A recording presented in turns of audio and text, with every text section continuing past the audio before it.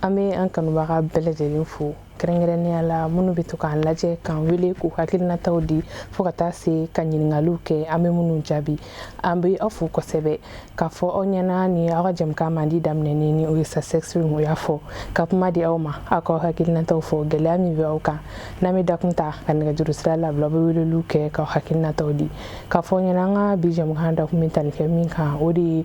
an bɛ sɛnɛ sɔɔni an bɛna don a la ni samiya sera ni o ye sɛnɛ ye sɛnɛ an bɛ se k'a fɔ sisan sɛnɛ ani fɔlɔ sɛnɛ danfara jumɛn de b'u ni ɲɔgɔn cɛ yɛlɛma caman donna u ni ɲɔgɔn cɛ wa parce que an b'a ye k'a fɔ an ka sɛnɛfɛn caman bɛ yen nɔ fɔlɔ o tun bɛ se ka mara cogo min u tɛ se ka mara ten sisan tɔ ani fana fɛn caman bɛ yen nɔ ni yɛlɛma donna olu la ni o ye fɔlɔ sɛnɛ tun bɛ kɛ bolo la ka caya mais sisan fɛn caman bɛ yen nɔ olu bɛ kɛ ka sɛnɛ kɛ yɛlɛma minnu donna a la ani a yɛlɛmaw nafa a ye nafa ladon wa walima a ye kɔlɔlɔ de ladon o n'a ɲɔgɔnna caman an ka jɛmukan dakun bɛna boli o de kan sɔɔni an bɛ weleli kɛ aw fana bɛ weleliw kɛ k'aw hakilinataw di ni ɲininkali bɛ minnu fana bolo k'a kɛ an ka dakun kan n'an bɛ se ka minnu jaabi basi t'a la o hukumu kɔnɔna na an taara se maa min ma ale de fana ye sɛnɛkɛlaba ye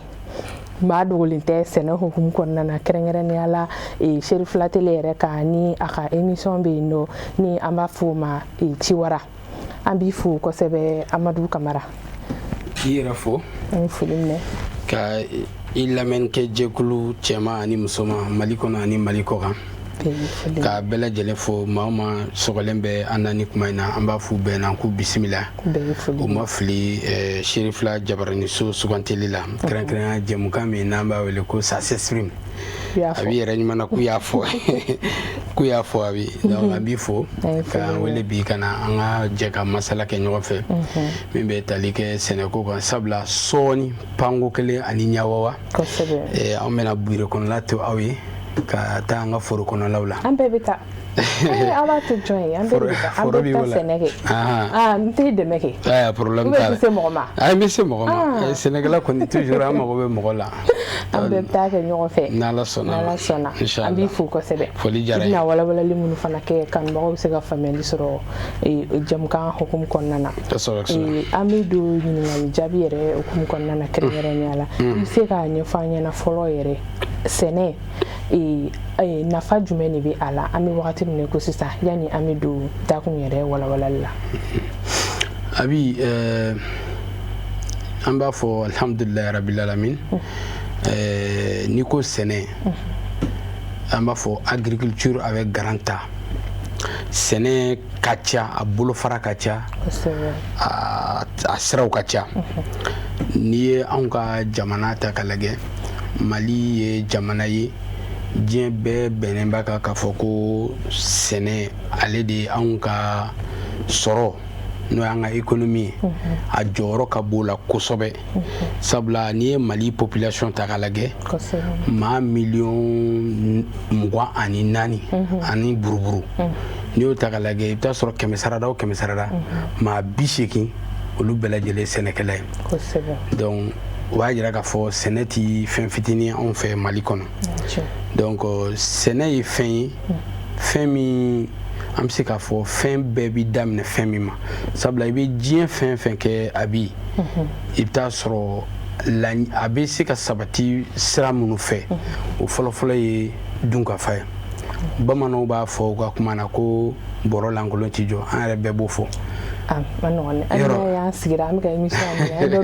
yɔrɔ sɔgɔmada in na dugu jɛlen yanni e ka bɔ i ka so n'i ma fili fɛn dɔ bɛ yen nɔ o kɔni o ye buna hadamaden bɛɛ ni par exemple n'i ye silamɛw ta n'olu ye fajiri seli u bɛ fɛn filanan min kɛ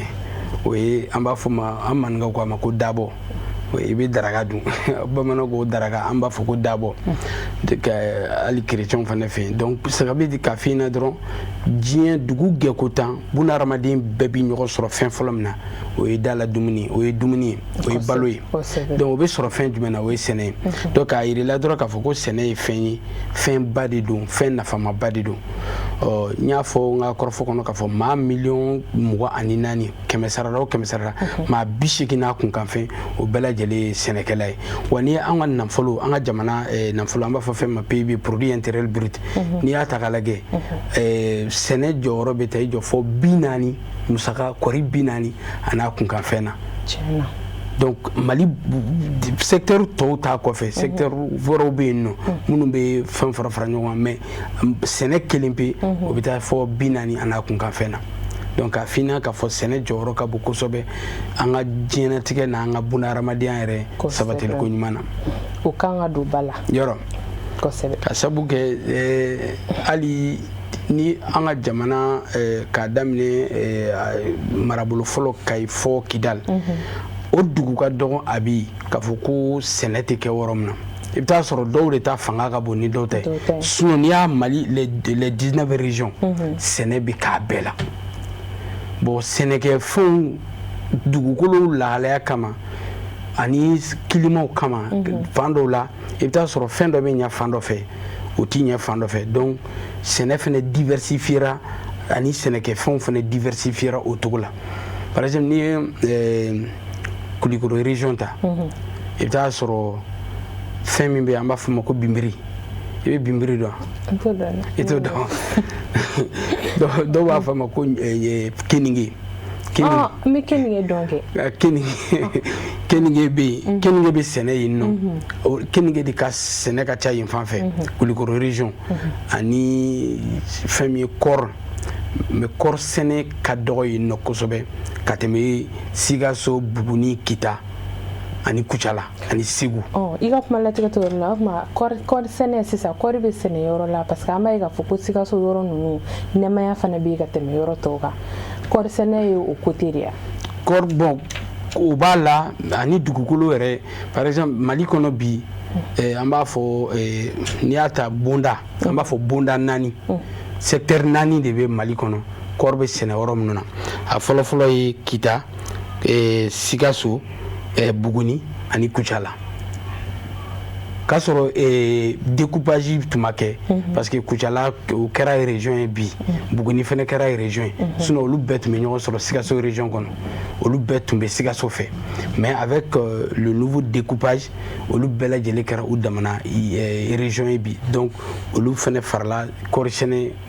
région kan parce que kɔrɔlen kɔɔri sɛnɛ dugu wɔɔrɔw don kɔ kɔrɔ donc kɔɔri bɛ sɛnɛ o wɔɔrɔ ninnu na n'i ye kɔɔriko jateminɛ anw fɛ Mali la culture de don quoi kabini lawale la i t'a sɔrɔ yɔrɔ dɔw bɛ yen nɔ kabini u fa n'u bɛnbakɛ olu mɔkɛw n'u bɛnbakɛw u wolola k'olu to kɔɔri sɛnɛ de la quoi wa a inculquera u kunkolo la k'a fɔ u mana diɲɛ fɛn fɛn sɛnɛ n'u ma kɔɔri sɛnɛ i bɛ taa sɔrɔ sɛnɛ in a ma dafa quoi donc o yɔrɔ caman de b'an fan fɛ an ka jamana kɔnɔ surtout Sikaso fanfɛla ninnu n'i ye Sikaso minɛ ka taa Kajolo ka taa fɔ Zekwa fanfɛla ninnu yen nɔ kɔɔri sɛnɛ kɔni culture de don yen nɔ san diyara san ma diya kɔɔri bɛ sɛnɛ yen nɔ wa u mana diɲɛ sɛnɛ fɛn fɛn kɛ u bɛ kɔɔri de sɛnɛ u bɛ kɔɔri de sɛnɛ quoi u bɛ soit i bɛ taa sɔrɔ ni foro hectare 10 b'u bolo u b'a tila sigiyɔrɔma 3 i bɛ taa sɔrɔ sigiyɔrɔma 1 ou bien 2 o bɛɛ bɛ kɛ kɔɔri sigiyɔrɔma 1 tɔ in o bɛ tila ɲɔ kaba yɔrɔ dɔ la ni malo sɛnɛ yɔrɔ bɛ yɔrɔ minnu na malo bɛ sɛnɛ yen nɔ mais i bɛ taa sɔrɔ u ka sɛnɛ fangalamaba u bɛ u fanga don fɛn min yɛrɛ la kosɛbɛ o ye kɔɔri de. a faamuna yalima i bɛ se k'a fɔ an ɲɛna an tun b'a ye fɔlɔ sɛnɛ tun bɛ kɛ cogo min na ni o ye an ka maakɔrɔw b'a kɛ cogoya minnu na ani sisan ta danfaraba de donna an ni ɲɔgɔn cɛ bon an y'a ye yɛrɛ fɛnɛ an sisan an b'a fɛnw kɛ k'an boloma dɛmɛ ni sɛnɛ ninnu ye ni o ye tracteurs n'a ɲɔgɔnna ye mais o n'a ta o ta fɔlɔ sumansiw suman u kun ka ɲi ni sisan taw ye i bɛ se ka jumɛn fɔ. Effectivement fɔlɔ la an mɔkɛ n'an bɛnbakɛw olu ye sɛnɛ daminɛ ni dabanikurunin ye kosɛbɛ hali saridaba tun ka dɔgɔn fɔlɔ la o kumaw saridaba tun ka dɔgɔn sɛnɛ ye bayɛlɛmali koba 2 fo ka se 3 ma sɛnɛ o de kɛ n y'a f'i ɲɛna cogo min na a daminɛ kuma an bɛnbakɛw olu tun b'a kɛ ni dabanikurunin ye donc olu kɔfɛ i n'a fɔ à peu près décennie 2-3 kɔfɛ bɔ nana kɛ dabanikurunin na dɔɔni dɔɔni dabanikurunin ma bila pewu dɛ mais mɔgɔw nana don saridaba fan dɔw fɛ dɔw b'a kɛ ni misi ye fan dɔw fɛ dɔw b'a kɛ ni so ye fan dɔw fɛ dɔw yɛrɛ b'a kɛ hali ni fali ye o o fana nana fara kan sisan donc ka bɔ kɛra dabani kurunin na dɔɔni ka na baganw olu ta fara kan i n'a fɔ n y'a f'i ɲɛna cogo min na misi b'o la so b'o la fali b'o la olu nana fara sɛnɛkɛfɛnw kan olu fana kɔfɛ décennie fila wɛrɛ kɔfɛ an nana don fɛn min na an b'a fɔ fɛn ma ko mécanisation ka sɛnɛ ka a moderniser par exemple i bɛ taa sɔrɔ fɔlɔ la mais n b'a fɛ ka min fɔ o yɔrɔ yɛrɛ la misali dɔ bɛ yen nɔ o wagati i bɛ taa sɔrɔ olu mɔgɔkɔrɔ ninnu ka tile wagati u tun bɛ min sɔrɔ a tun b'u labɔ bon mɔgɔ dɔ b'a f'i ɲɛna ko ouais ko parce que ko jama fana tun man ca effectivement jama tun man ca mais o mɔgɔ kelen ka baarakɛ nɔ bi i bɛ taa sɔrɔ mɔgɔ 5 fo ka taa se mɔgɔ 6 ma mɔgɔ kelen tun bɛ mɔgɔ 5 mɔgɔ 6 ka baara de kɛ ouais parce que baara fila tun t'olu la ni sɛnɛ tɛ cikɛ dɔrɔn olu nana k'i kɔ da cikɛ de la parce que u tɛ diɲɛ fɛn wɛrɛ foyi dɔn ni sɛnɛ tɛ ni cikɛ tɛ u kolo ka kɛnɛ i bɛ taa sɔrɔ hali sini a mɔgɔkɔrɔba dɔw bɛ yen an ka togodaw la fan caman fɛ i bɛ taa sɔrɔ hali sini u si kɔrɔbayara kosɛbɛ mais halisa mentalement ça va u ma fɛn ba t'u la min bɛ se ka u bali ka kuma ni mɔgɔw dɔn k'u bɔ ɲɔgɔn na u ma voilà mentalement bana ma u sɔrɔ min bɛ se k'a fɔ ko lujura b'u la bi o tile tɛmɛna ka bɔ o tile la ka na sari daba ni fɛnw nalen olu nana fara sɛnɛkɛminɛnw kan i n'a fɔ dabani kurunin n'a ɲɔgɔnnaw yaasa sɛnɛ kɛta adamaden c'est comme l'évolution du monde mɔgɔw hakili nana dayɛlɛ dɔɔni ka taa fɛ parce que fɔlɔ la olu hakili tun tɛ sari ni fɛn ninnu olu tun t'olu dɔn mais mɔgɔw hakili nana et puis adamaden nana kekuya parce que farikolola baara fanga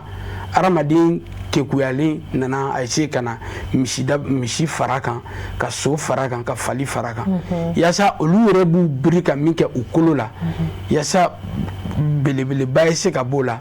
ka bɛn ni nin bagan kofɔlen ninnu ka dɛmɛ ye o nana faraw kan an bɔlen o fana la sisan i bɛ taa sɔrɔ mɔgɔ kelen sisan i b'a jateminɛ i bɛ taa sɔrɔ forotigi kelen i bɛ taa sɔrɔ hectare 50 hectare 20 ni kɔ hectare 30 b'a bolo parce que tracteur b'a bolo wa tracteur kelen bi i bɛ taa sɔrɔ kiti min b'a la a bɛ se ka taa se fɔ kiti 5 fɔ 6 ma o bɛɛ lajɛlen bɛ sɛnɛ kɛ tiɲɛna dɔ bɛ yen nɔ o b'a an b'a fɔ ko k'a wuli o bɛ k'a yɛlɛma quoi tracteur o b'a yɛlɛma dɔ b'a ci walasa danni bɛ se ka k'a la cogo min na n'i y'a ci n'i y'a k'a yuguba ja i yɛrɛ bɛ dɔɔnin dɔn a la donc n'i y'a ci n'i y'a wuli sisan nɔ i bɛ kiti dɔ bɛ yen nɔ o b'a kuru ci ka bɔgɔ parce que wulili b'a wuli n'a girimanbaw ni fɛnw i bɛ taa sɔrɔ fɛnw caman b'a la dɔw b'a ci sisan nɔ kiti filanan min y'o fɔ n'o an b'a fɔ a ma ko semɔri o fana b'a dan nin bɛɛ bɛ kɛ ni mansin de san mansin kelen bɛ se ka nin bɛɛ kɛ tile n'a sɔrɔ i kan ka nin kɛ tile 3 kunɲɔgɔn kelen kɔnɔna na mansin kelen pe bɛ se ka nin bɛɛ lajɛlen kɛ heure 1 heure 2 kɔnɔ o mansin kelen pe i bɛ dɔ bɔ i bɛ dɔ don i bɛ bɔ dɔ bɔ i bɛ dɔ don i bɛ dɔ bɔ i bɛ dɔ don c'est pour te dire que sɛnɛ nana sisan non seulement a mécanisera a yakubayara mais ɲininkali min mɔgɔ caman nin bɛɛ sɛnɛkɛminɛnw bɛ yen sisan mais pour que dun ka fa tɛ ka se ka sabati pour que dun ka fa ma se ka sabati halisa i ye fɛn dɔ fɔ ko fɔlɔ la i tun bɛ se k'an ka produit n'i y'a jateminɛ an ka sɛnɛfɛnw nakɔlafɛnw kɛrɛnkɛrɛnnenya la tomatiw ni goyow ni supɔmu ni forontobaniw n'a fɛnw a bi fɔlɔ la i tun bɛ se ka tomati geren kari i bɛ se k'a la mara pendant 1 semaine 15 jours a bɛ mɔ fa bɛ mais a tɛ tiɲɛ quoi parce que fɔlɔ la kɔngɔ bɛ ten fɛn caman bɛ ten mais sisan n'i y'a jateminɛ n'i ye fɛn kari bi n'i ma i teliya k'a kari sɔgɔmada in na ni 8 heures wagati n'i m'i teliya a nɔfɛ ka a dun walima n'i b'a fɛ ka kɛ fɛn min k'a ko ye joona na n'i bɛna a bamayɛlɛma fɛnɛ ni ma teliya a nɔfɛ k'a ko ye i t'a sɔrɔ e mago bɛ taa s'a ma tuma min na i t'a sɔrɔ a tiɲɛna i t'a sɔrɔ a bɛ ka ji commencer ka ji bɔ a bɛ fɔsɔn a bɛ o tɛ foyi ye an bɛ fɛn taabolo jugu de b'an bolo sisan i n'a fɔ taabolo jugu bagaji minnu don an t'a bagajiw yɛrɛ si dɔn an t'a dɔw bɔyɔrɔ yɛrɛ dɔn an t'a bagajiw yɛrɛ bɔyɔrɔ dɔn engrais b'o la bagajiw b'o la fɛn camanba de bɛ yen bi sɛnɛkɛla b'a utiliser mais an yɛrɛ t'a kɔlɔlɔ dɔn i tun bɛ par exemple n'i ye nin kuma in fɔ tuma dɔ la kuma in fɔli ka gɛlɛn an ye kunnafoni la an kɔni b'a fɔ o ye fɛn min o ye engrais ye bi bi in na engrais bɛ kɔlɔlɔ min na se buna hadamaden ma les engrais chimiques nka n bɛ engrais chimiques de ma dɛ a bɛ kɔlɔlɔ min na se buna hadamaden ma a bi i bɛ on dirait i n'a fɔ e yɛrɛ de bɛ ka wari bɔ ka tila ka bana ka don bana la quoi k'i yɛrɛ bana k'i sigiɲɔgɔnw bana ka tila i b'i ka sɛnɛfɛn feere mɔgɔ minnu i ka sigidala mɔgɔ dakuruɲɛ kelen dɔrɔn i bɛ k'i ka jamana kɔnɔdenw bana parce que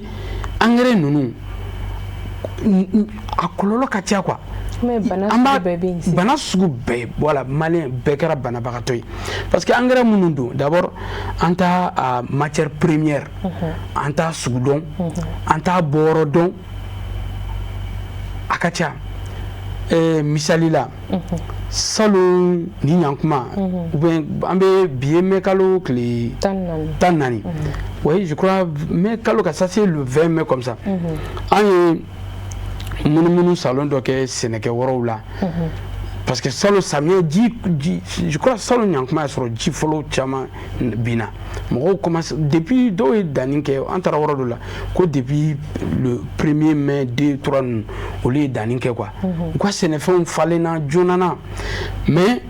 u tilara ka degunba de sɔrɔ a kɔfɛ parce que sɛnɛfɛnw falenna sɛnɛfɛn dɔw bɛ yen nɔ par exemple n bɛ misali ta kɔɔri kan n'i ye kɔɔri dan sisan a bɛ tile 10 de b'i bolo n'a falenna i ka se ka nɔgɔ fɔlɔ k'a la nɔgɔ donko fɔlɔ i k'o k'a la tile 10 mais a bɛ mɔgɔw ka kɔɔri falenna ka tile 20 voire 1 mois tile 30 sɔrɔ a y'a sɔrɔ a ma foyi engrais ma sɔrɔ u ma engrais sɔrɔ bon depuis le départ kɔɔri yɛrɛ ka problème yɛrɛ fɔlɔ ye min ale fitininma i b'a fɛ kɔɔri k'i nafa a fitininma a mago bɛ fɛn o fɛn na f'i k'olu k'a la i bɛ traitement fɔlɔ kɛ i bɛ nɔgɔ fɔlɔ bɛ don n'i ye nɔgɔ don 1 semaine 10 jours i bɛ traitement fɔlɔ kɛ o kɔfɛ kalo 1 ou bien tile 15 i bɛ traitement filanan kɛ engrais bɛ fɛn bɛ kɔɔri bɛ ten kaba ninnu kaba fɛnɛ ta ye min kaba n'i ye kaba dan sisan n'a falenna dɔrɔn tile 5 a falennen kɔfɛ i b'i jija i bɛ nɔgɔ fɔlɔ k'a la mais i b'a dɔn a bi pour te dire que nɔgɔ ninnu non seulement kɔlɔlɔ b'a la a sɔrɔli fɛnɛ ka gɛlɛn sɛnɛkɛla bolo fo ka taa fɔ o gɛlɛya dan de bon o ye diɲɛ yɛrɛ taabolo ye par exemple diɲɛ taabolo gɛlɛyaw tun bɛ diɲɛ kɔnɔ san tɛmɛnenw na a bɛ san 5 bɔ ka na fɔ ɲina gɛlɛyaw camanba de donna diɲɛ kɔnɔ engrais fɔlɔ la engrais bɔrɛ 1 Mali tun b'a di sɛnɛkɛlaw ma 2200 11 000 2200 a nana b'o la kuma dɔ la ka na kɛ 2400 mais gɛlɛya nana parce que état fɛnɛ tun b'a suspensionné état bɛ dɔ ta sɛnɛkɛla bɛ dɔ ta donc mais gɛlɛya min fɔ nana kɛ engrais état ka subvention nana dɔgɔya parce que i bɛ taa sɔrɔ sisan ni kɔɔri foro b'e bolo hectare 5 b'e bolo hectare 5 dɔnnikɛlaw b'a fɔ cogo min na CMDT ekɔlidenw b'a fɔ hectare 1 o 1 i kan ka nɔgɔ bɔrɛ finman 3 ani ire bɔrɛ 2 bɔrɛ 5 dɔw yɛrɛ b'a fɔ ko i bɛ se k'a kɛ bɔrɛ 6 ye quoi finman bɔrɛ 4 a bɛ dépend i ka dugukolo la quoi jɛman bɔrɛ 2 bon o hectare 10 ɲɔgɔnna b'e bolo an ko ka dɔgɔmani yɛrɛ hectare 10 ɲɔgɔnna b'e bolo o bɔra 2200 la ka na kɛ 5000 ni kɔ fo ka na kɛ 6000 7000 san dɔw yɛrɛ la nɔgɔ yɛrɛ sanna 8000 ne yɛrɛ sɛnɛkɛla ye san dɔ kɛra an ye sɛnɛ kɛ engrais ma se ka sɔrɔ an bɛ malo de sɛnɛ ani kaba an ye kaba sɛnɛ an ye malo sɛnɛ an ma se ka engrais sɔrɔ parce que sɛnɛkɛla moyen parce que ne Mali sɛnɛkɛla ta 100 sarada o 100 sarada i t'a sɔrɔ min bɛ se ka engrais ba san a yɛrɛ kunna wari la a bɛ a tɛ tɛmɛ mɔgɔ 3 mɔgɔ 4 kan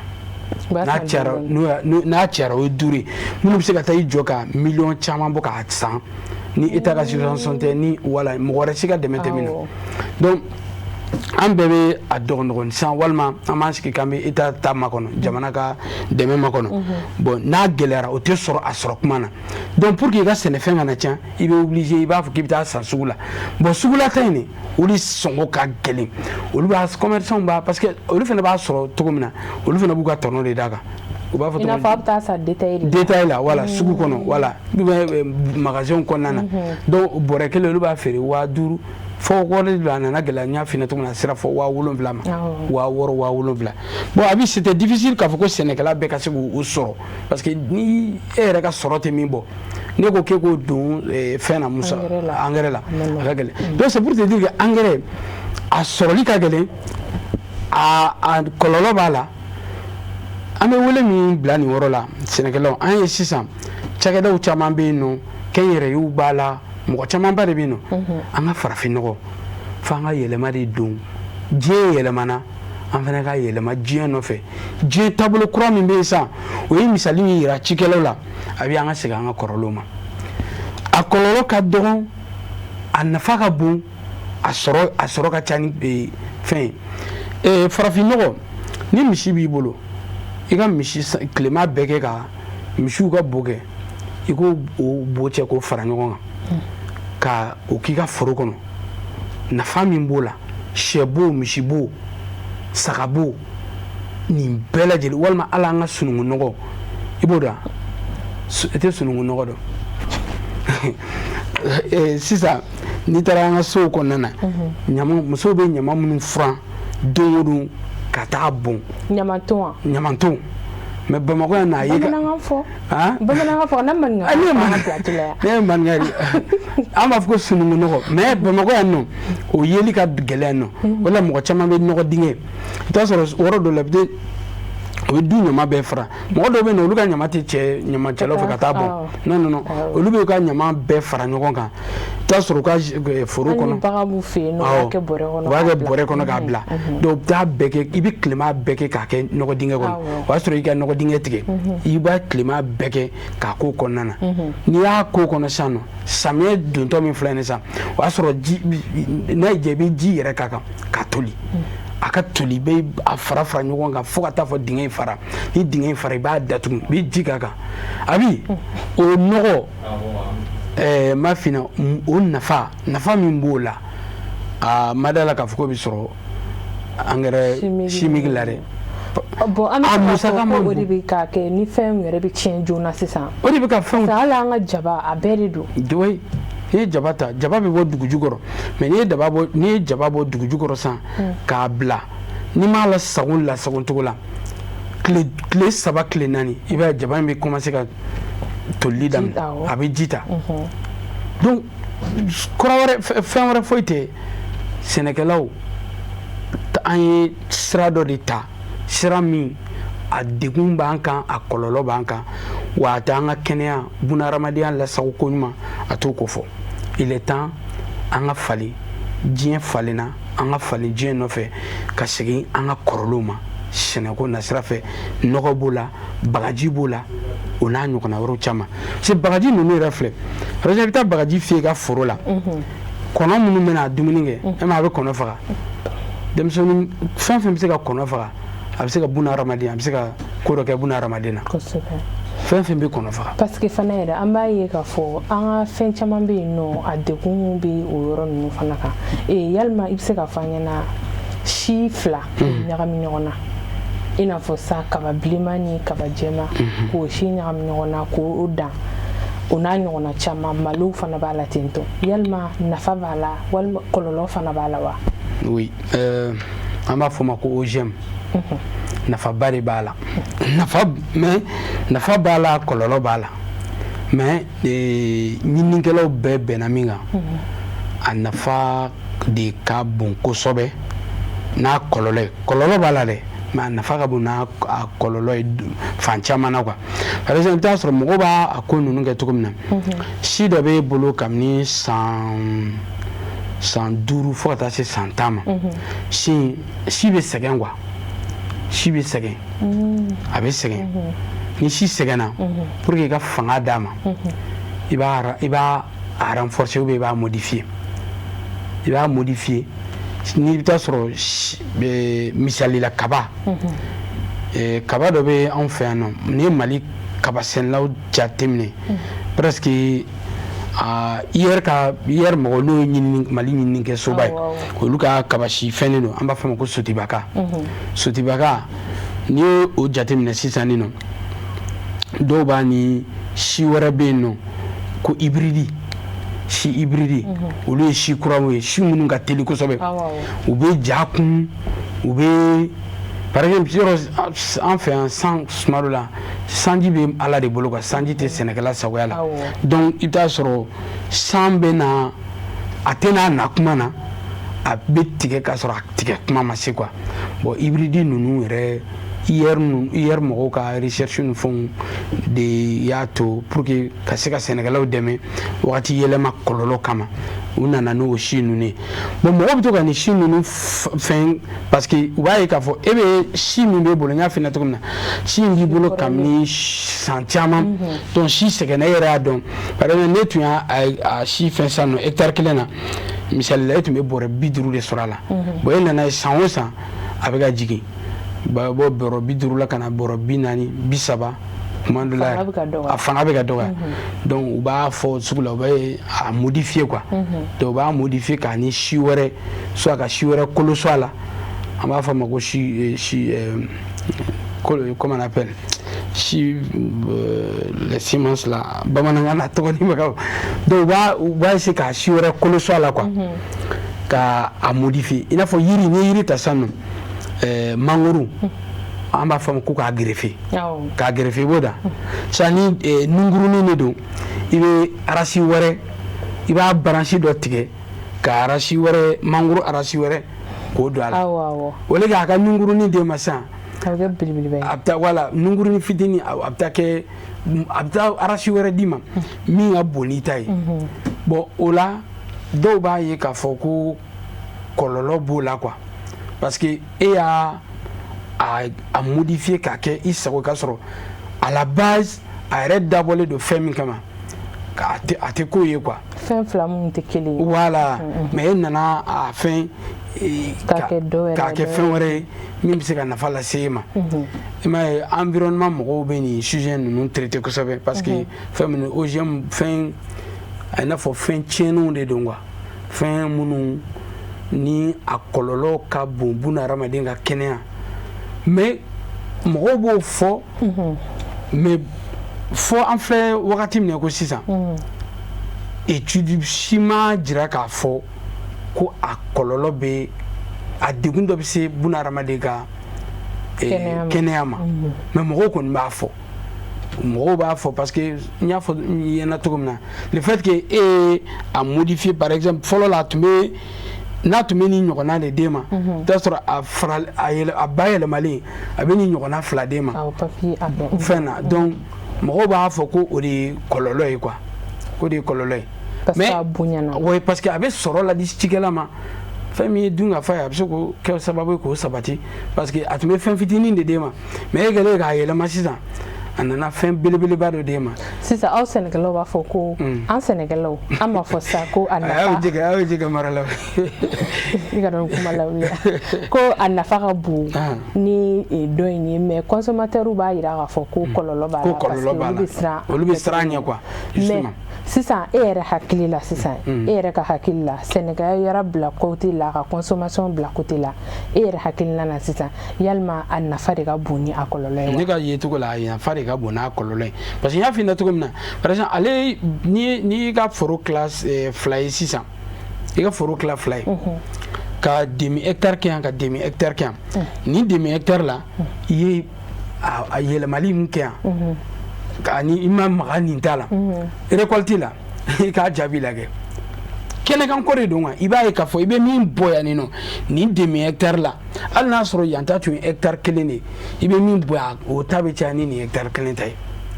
c'est pour te dire k'a bɛ belebeleba de fara i ka rendement kan. Kamara belebeleba in to yen sa parce que lamɛnnikɛ filɛlikɛlaw kamana gannen de don. non n b'a fɛ ka o de fɔ non n y'o de fɔ mɔgɔ bɛɛ b'a fɔ la ko filɛlikɛlaw k'a faamu dɔrɔn k'a fɔ mɔgɔw b'a fɔ ko kɔlɔlɔ b'a la mais scientifiquement ne kɔni ne ka dɔnni na ne m'a mɛn fɔlɔ k'a fɔ ko nin y'a kɔlɔlɔ ye min a bɛ min lase hadamaden ma. A bɛ nafa ladon wa kɔlɔlɔ fana t'a la ka se o niveau ma. Ka se o niveau ma mais mɔgɔw kɔni bɛ siran ɲɛ fɛn dɔ don a kuma in bɛ a bɛ fololo ka taa fɔ a kɛra a ye conscience populaire lasɔrɔ mɔgɔ min b'a dɔn min t'a dɔn bɛɛ ko ko kɔlɔlɔ b'a la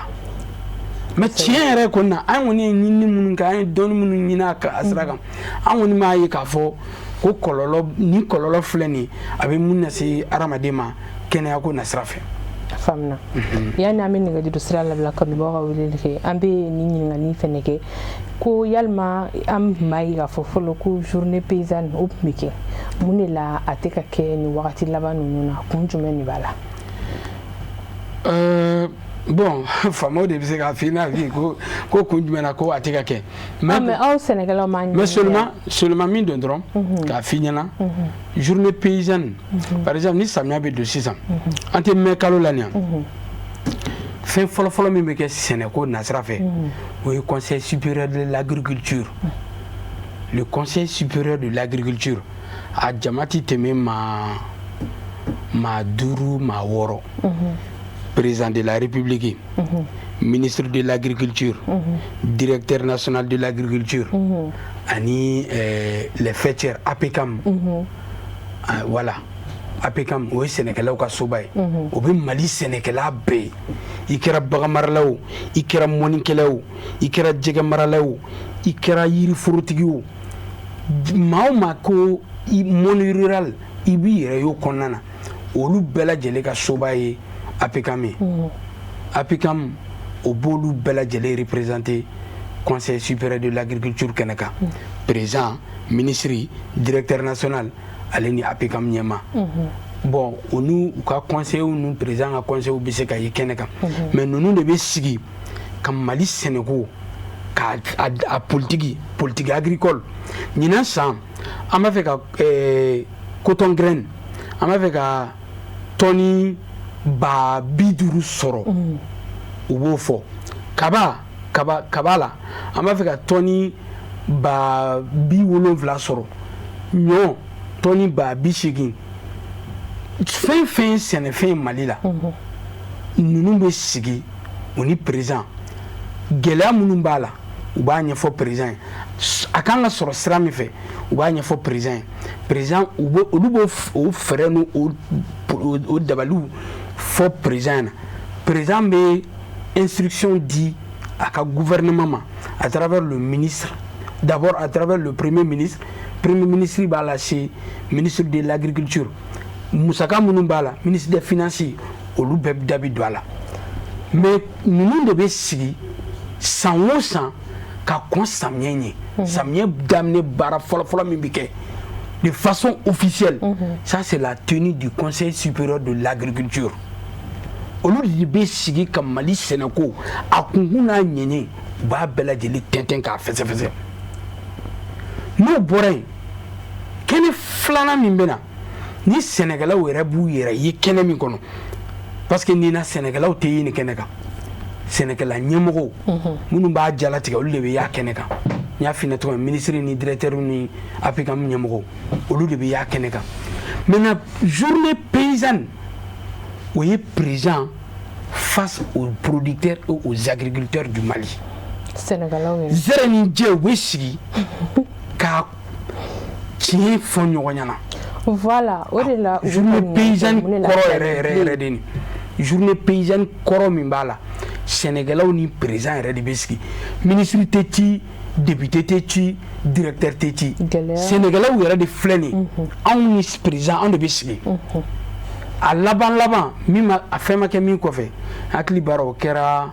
a kɛra kangabagaw fɛ yen kɛra 2000 je crois 2018 2019 je crois IBK tile la non 2017 18 je crois a kɛra Kangaba o kɔfɛ depuis o san fo an bɛ don min na bi journée paysanne ma sigi anw yɛrɛ sɛnɛkɛlaw y'anw interpellé la ka ca ko munna anw t'a fɔ k'u ka segin ka na ni journée paysanne ye bon anw kɔni b'a kunnafoni fɔ mais a décision tabagaw les décideurs politiques ça c'est le gouvernement o sinsinni b'a ɲininkali ka mɛnɛ gouvernement de bɛ se ka hali sini ni président ka yamaru ye ni président y'a laɲini ko ka journée paysanne ko k'a instaurer a b'a fɔ ministre ɲɛna ministre b'a fɔ a ka service technique olu bɛ jigin n'a ye f'a bɛna se APCAM parce que fɛn fɛn kɛra san tɛmɛn'o la an bɛ APCAM de tun b'a fɛn ale piloter kosɛbɛ parce que a bɛ olu de concerner n y'a f'i ɲɛna cogo min na a kɛnɛ kan sɛnɛkɛla ɲɛmɔgɔw bɛ na toutes les fêtières fɛn association fɛn fɛn bɛ sɛnɛ kɔnɔ olu bɛɛ bɛ na sɛnɛkɛlaw yɛrɛ bɛ na u ni président b'u sigi discours ni fɛnw mana ban discours bɛ kɛ mɔgɔw bɛ na partenaires b'u ka discours kɛ ministres ni fɛnw bɛɛ b'u ka discours kɛ n'o banna heure 2 heure 3 ninnu ni président de bɛ sigi u bɛ kuma u bɛ ɲɛ jɔ ɲɔgɔn ɲɛ la u b'a fɔ gɛlɛya minnu bɛ yen wa u mago bɛ fɛn minnu na hali nɔgɔko nɔgɔ hakɛ min kan ka na u bɛ nin bɛɛ ɲɛfɔ président na parce que olu de bolo b'a la olu de bolo b'a la c'est pour te dire que kɛnɛ don sɛnɛkɛlaw ka laɲiniba don bi an b'a ɲini jamana ɲɛmaaw fɛ kɛrɛnkɛrɛnnenya la an ka frontière fanga ɲɛmaaw général d'armée Assimi Goïta a n'a ka gouvernement mɔgɔw bi Mali sɛnɛkɛlaw n'u mago bɛ fɛn na bi o ye journée paysanne a ka instaurer ko kura parce que n'a sigira n y'a f'i ɲɛna a bi gɛlɛya caman bi kɛ quoi a belebeleba de bi bɔ a la faamuyali bɛ sɔrɔ parce que sɛnɛkɛlaw degun de b'olu kan olu de b'u ka gɛlɛya dɔn mais ka kun di kuntigi kɔfɛ o ye tɔ ka jɛ yɛrɛ donc an bɛ min ɲini jamana ɲɛmaaw fɛ nin ye sɛnɛkɛlaw ka kulekan dɔ de ye maa 80 n'a kunkan fɛn 100 la olu ka laɲini ye fɛn min ye n'o sera ka sabati a ka ca Ala fɛ an bɛ fɛn fɛn ɲini jamana ɲɛmaa jɔrɔna min b'a la bi o ye dunkafa sɔrɔ ni yiriwa ye parce que ni dunkafa sabatira diɲɛ wɔrɔ wɔrɔ a ka ca Ala fɛ hali an bɛ kɛlɛ min kɔnɔ bi ni fɛn caman b'a la ni dunkafa sabatira a ka ca Ala fɛ a bɛ jɔyɔrɔba kɛ quoi kosɛbɛ an bɛ nɛgɛjuru sira labila kanubagaw ka weleli kɛ k'u hakilinataw di ni ɲininkali bɛ minnu fana bolo k'a kɛ n'an bɛ se ka minnu jaabi basi t'a la an b'a fɔ ɲɛna an ka jɛmukan da kun bɛ tali kɛ min kan bi o de ye sɛnɛ an b'a ye fɔlɔ sɛnɛ kun bɛ cogo min ani sisan yɛlɛma caman donna a la a yɛlɛma minnu donna an bɛ se k'a fɔ a yɛlɛma ninnu a ye kɔlɔlɔ de lase walima a ye nafa de lase an bɛ se k'a fɔ a kɛra sababu ye ka sɛnɛkɛlaw lateliya de wa walima fɛn minnu bɛ du an bɛ se k'a fɔ k'u bɛ ka kɛnɛya de lase maaw ma walima kɔlɔlɔ o n'a ɲɔgɔnna caman aw fana hakilina ye jumɛn a bɛ weleli kɛ ka hakilinataw di nɛgɛjuru sira la ni o ye bamanankan na 93 91 68 92 an b'a hakɛto ɲinikaw fɛ n'a ye weleli kɛ aw ma bɔ teliw la walima k'u faga walasa an bɛ se ka kuma aw mɛn ka ɲɛ minnu fana bɛ to k'an wele n'u t'an sɔrɔ aw kana décourager aw ka timinanja weleli la an b'aw bɛɛ fo k'aw bɛɛ waleɲuman dɔn kɛrɛnkɛrɛnnenya la filɛlibagaw kanubagaw an tɛ sɛgɛn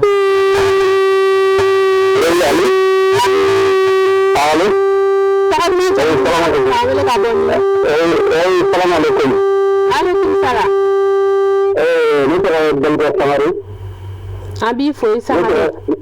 alhamdulilah ne tɔgɔ Belga Sangare ne ye Baga mara la ka bɔ Kucala mara la an bɛ Kucala n'a lamini bɛ fo i tɔgɔ la n ka arrondissement o ye Kɔnsigila n ka commune ye Kɔnsigila n ka dugu ye Tɛntɛla ye an bɛ ka bɛɛ fo an b'i ka maa welelen fo a ye foli minɛ ko a ye hakili lajigin den kɛmɛ dun ka fa bonda dɔ de y'a kan kosɛbɛ wa ne segintɔla kɔrɔlen ma ne dun ka fa sabati an ka jamana kɔnɔ kosɛbɛ wa a bɛ dɔ bɔ denmisɛn yɛrɛ ka kumafɛ t'a la k'i ka maa wele ka foli don a ye foli minɛ ko ne a ka jamu caman lamɛn n b'a dɔn maa cɛsirilen don wa maa timinandiyalen don kosɛbɛ hali bi a ka dɔ fara ka cɛsiri kan a ka dɔ fara ka baara kanu kan n'Ala sɔnna ci wɛrɛ tigi asalaamaaleykum a bɛɛ lajɛlen kini firifila cɛ ni muso bɛɛ lajɛlen folen don bɛɛ ye foli minɛ n b'a fɔ n ko Ala ka jamana in basigi Ala ka jamana in basigi bɛɛ ye foli minɛ Ala ka jamana in basigi bɛɛ ye foli minɛ a kan bɛɛ di ma sa den ninnu tɛ kelen n'ala sɔnna ma an b'i yɛrɛ fo kosɛbɛ salaamaaleykum aleykum salam n ce ka weleli la an b'i fo ni i kanubaga belebele dɔ ye kamara a folen no an b'o yɛrɛ fo kucɛlakaw kosɛbɛ k'a fɔ ko n'ala sɔnna ma n y'a f'i ɲɛna n ko an bɛna biro kɔnɔna to aw ye sɔɔni an bɛ de bɛna taa allo allo an b'a fɔ ye aw kana décourager aw ti allo tɔgɔ duman jamu nse i tɔgɔ ni jamu k'an wele ka bɔ min Asana Damile ka bɔ Kajano an bɛ Kajalo n'a lamini bɛ fo i tɔgɔ la i Damile nse i hakilina ye jumɛn ye jɛmukan dakun na walima ɲininkali de b'i bolo k'a kɛ hakilina min ye k'a wele k'a fo an ye foli minɛ ka Aidara fo Aidara ninnu ka denbaya u bɛɛ lajɛlen ye foli minɛ nse i ni ce an b'i fo allo allo halisa an bɛ Amadu Kamara allo alhamdulillah i bɛ k'an wele ka bɔ min ne fa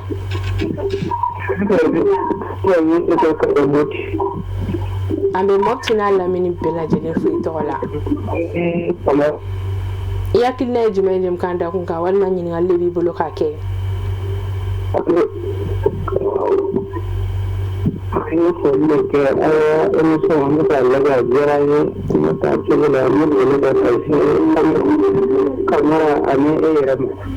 an ye foli minɛ kosɛbɛ bɛɛ lajɛlen foli minɛ amina yarabi i Tarawele an b'i fo ne ba amina yarabi ala ka duwawu bɛɛ lajɛlen minɛ ka Mopti ka bɛɛ lajɛlen fo nin yɔrɔ in na allo allo salaamaaleykum aleykum salam tɔgɔ duman jamu duman k'an wele ka bɔ min Abu Sanogo k'a wele ka bɔ Kulibali i Sanogo an b'i fo Abu ala ka tile hɛrɛ d'an ma amina yarabi ala ka hɛrɛ k'an ye ami ami ala laɲini sabata an ye amina yarabi an bɛ foli lase i ka invité ma ani yɛrɛ an b'a bɛɛ lajɛlen fo an bɛɛ lajɛlen ye foli minɛ ani Serekula Sereso baarakɛla bɛɛ lajɛlen ma kɔnɔ Mali kɔ kan bɛɛ ye foli minɛ ka foli lase an fa ma an'an karamɔgɔ n'an sera Madankɛ Dawa n'a ka denbaya bɛɛ lajɛlen an b'a bɛɛ lajɛlen fo u bɛɛ lajɛlen foli minɛ vraiment an bɛ ka émission lamɛn kosɛbɛ émission ka di kosɛbɛ kosɛbɛ o diyara n ye surtout émission yɛrɛ bɛna samiya daminɛ ma vraiment o diyara kosɛbɛ yɛrɛ de kosɛbɛ ala ka tile hɛrɛ d'an ma amina yarabi ala ka sababu kɛ ala ka laɲiniw sabati ami ami a ka foli de vraiment émission ka di an b'a lamɛnna o diyara n ye kosɛbɛ ala ka duwawu bɛɛ lajɛlen minɛ amina yarabi an bɛ denbaya bɛɛ lajɛlen fo an bɛ Amadu Kamara fo a ka wulikajɔ la n'a ka cɛsiri la foro kunnafoni ko ɲuman sila mɔgɔw ma a ye foli minɛ an bɛ se ka min fɔ vraiment a ye kuma caman fɔ a ye min fɔ ɲamanko yɔrɔnin kan an yɛrɛ ye san caman kɛ du kɔnɔ an bɛ ɲama baara wala an bɛ dingɛ senni so kɔfɛ ka ɲama don dingɛ kɔnɔ ɲama fɛn bɛ fili an b'a bɛɛ minɛ ka don dingɛ kɔnɔ awa an yɛrɛ bɛ taa ɲamaw cɛ ka na don dingɛ kɔnɔ ka ɲama bila ka ji furufuru a la ka b'a ka bɔgɔ ta k'a yɛlɛ kan ɲama bɛ san kɛ n'a ye san dafa dɔw bɛ san kelen hali den an bɛ sɔrɔ ka ɲama bɔ o y'a sɔrɔ ɲama bɛɛ fili an bɛ sɔrɔ ka taa bila kakao kɔrɔ an bɛ yiri min sɛnɛ yirisun min sɛnɛ ko kakao an bɛ taa ɲama bɔ kakao de kɔrɔ k'a bɔ a kɔrɔ a bɛ kakao den kosɛbɛ bon anw ka mara la bɛɛ lajɛlen tun donn'o la ka se k'o baara ta sɛbɛ la mais fɛn kelen bɛ ɲamanko la dɔrɔn n'i y'a fɔ mɔgɔ caman tɛ se k'a faamu parce que a baara de ka jugu i k'a dɔn bi tere baara min ka gɛlɛn mɔgɔw t'o fɛ bi o bɛ sumaya bi i ye mɔgɔ a ka suma kosɛbɛ bon engrais baara bi ni i bɛ taa engrais bɔrɔ kelen san dɔrɔn bɔrɔ fila ka taa don sɔgɔmada kelen midi dama dama i banna a baara la bon mais ni ɲama don sisan n'i ko ko an bɛ taa ka taa ɲama baara sisan o ye san ko ye ou bien o ye tile dama dama ko ye kosɛbɛ i b'a ye o tasuma mɔgɔw ɲɛ bon ni fɛn min ka suma mɔgɔw ɲɛ mɔgɔw tɛ sɔn a la mɔgɔw bɛ tiɲɛ de fɔ a la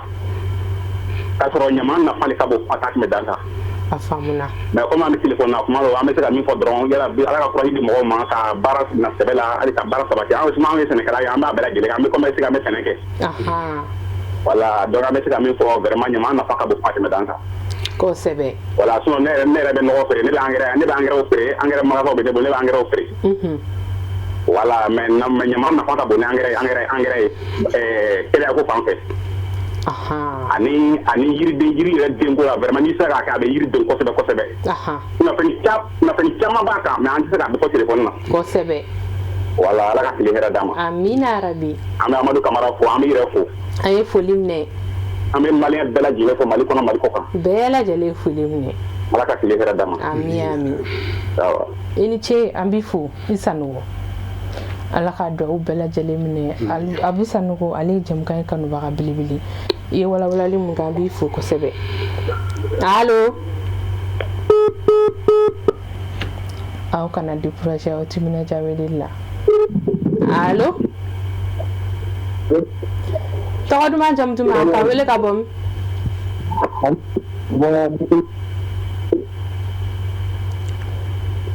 allo i tɔgɔ ni jamu kan wele ka bɔ an b'i fo i hakilina ye jumɛn jɛmukan dakun kan ne fa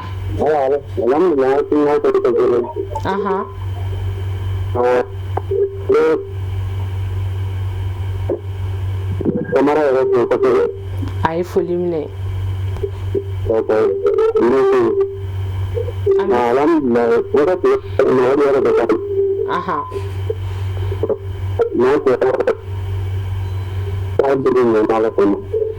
kosɛbɛ o diyara n ye an ye foli minɛ an b'i yɛrɛ fo kosɛbɛ i ni ce ka weleli la nse an bɛ mɔgɔ laban ta ka appel jɛn allo aw kana décourager n'a y'a wele fana n'a sɔrɔ a b'a ma allo alhamdulillah i tɔgɔ ni jamu kan wele ka bɔ an bɛ Buguni n'a lamini bɛɛ fo an balimakɛ tɔgɔ la hakɛto an b'i fo kosɛbɛ k'i sigiyɔrɔla mɔgɔ bɛɛ fo yakina jamukan dakun kan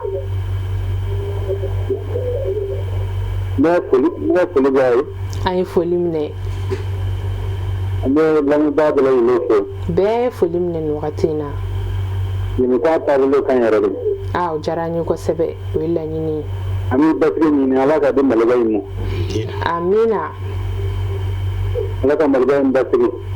amina yarabi amin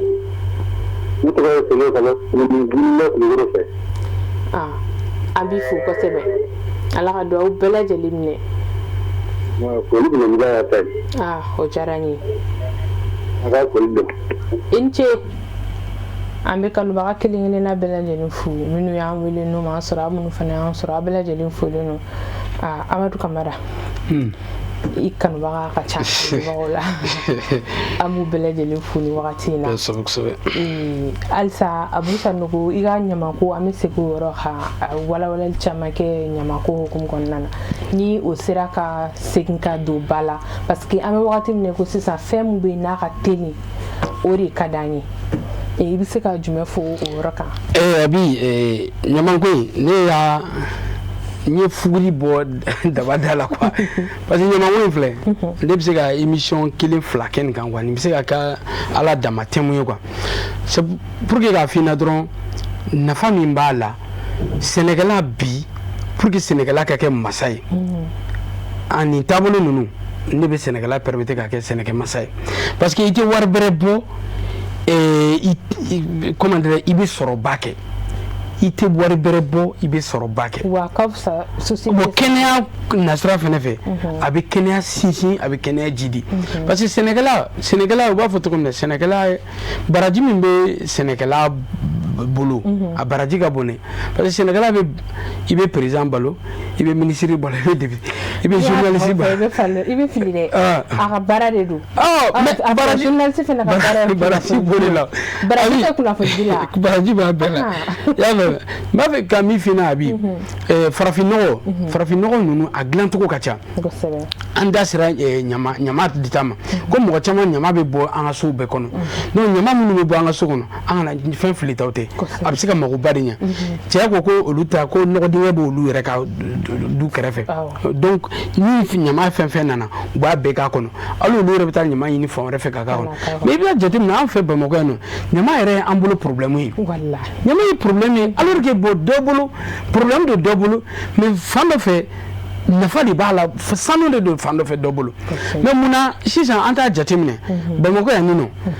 c'est vrai fɛn bɛ yen n t'a fɛ ka don GIE ka baara kɔnɔ GIE bɛ ɲamancɛlaw maintenant est ce que u bɛ taa ɲama minnu bɔn yɔrɔw la ɲama yɛrɛ bɔn yɔrɔ ko kɛra degunba ye Bamakɔ bi parce que pour que i ka ɲama bɔn yɔrɔ sɔrɔ an ye k'a fɔ bi ɲama bɔn yɔrɔ min bɛ Bamakɔ a sigidala mɔgɔw sɛgɛnnen don dɔ filɛ Barilabugu kulu sanfɛ dɔ tun bɛ olu tun b'a fɔ o ma ko Kilimanjaro Lafiyabugu kɛrɛfɛ Lafiyabugu tɛ dɔw yɛrɛ tun b'an fɛ commune na yan nɔ dɔ fana tun bɛ yen nɔ maintenant sigida mɔgɔ minnu sigilen b'a yɔrɔ la a gɛlɛya ni degun b'u kan mais est ce que bi ni jamana yɛrɛ y'a jateminɛ ka yɔrɔ ninnu dingɛbaw tigɛ yɔrɔw la misali de don quoi voilà o de ka taa bon yɔrɔ dɔ la sigida dɔ la a bɛ ka kɛ kɔlɔlɔ ye olu ma n'u taara bɔn yan nɔ cɛ ko n'a ye san kelen kɛ plus a bɛ kɔrɔ ka taa plus a nafa a rendement bɛ bonya o la donc n'u taara nɔgɔ dingɛ sen commune kɔnɔna na sisan nɔgɔ bɛɛ ka na Bamakɔ ɲama bɛɛ ka taa bɔgɔ kɔnɔ maintenant o yɛrɛ bɛ se ka kɛ jago fɛn yɛrɛ o le k'i taa engrais ka projet sigi e bɛ kɛ directrice ye donc a bɛ o yɛrɛ bɛ se ka kɛ sababu ye ɲama bɛ bɔ an da la Sénégalais bɛ nafa sɔrɔ parce que ɲama minnu bɛ nalen Sénégalais mana tolila k'a di olu ma olu bɛ taa k'u ka foro la a bɛ dɔ fara olu ka sɔrɔ kan n'a ye dɔ fara olu ka sɔrɔ kan jamana yɛrɛ b'a nafa sɔrɔ parce que a dumunifɛn a bɛ kɛ ka jamana kɔnɔdenw de balo donc dunkafa bɛ sabati donc Sénégalais k'u a bila u hakili la ani an ka taabolo kɔrɔlen a bi ani bɛɛ bɛ don an ka taabolo kɔrɔlen kɔnɔna na Sénégalais an ka segin an kɔfɛ diɲɛ yɛlɛmana an y'an ta diɲɛ taabolo kuraw fɛ c'est vrai o ka ɲi par exemple n'i ye mécanisation jateminɛ a nafa ka bon sɛnɛ la bi kosɛbɛ mais fɛn min ye sɛnɛ balofɛnw ye n'o ye engrais n'a bagajiw n'a a tɔw ye a bi olu taabolo kura ninnu de ne m'a fɔ ko k'a to yen dɛ mais an k'a lajɛ an k'o fanga dɔgɔya k'an fanga bonya an ta in kan quoi parce que de 1 à 7 ans kuma dɔ la engrais feerela an fɛ yan san dɔ la 8,000 parce que embargo de tun b'an quoi embargo binna anw kan engrais donni yan nɔ a tun ka gɛlɛn engrais sɔrɔ minnu bolo yan nɔ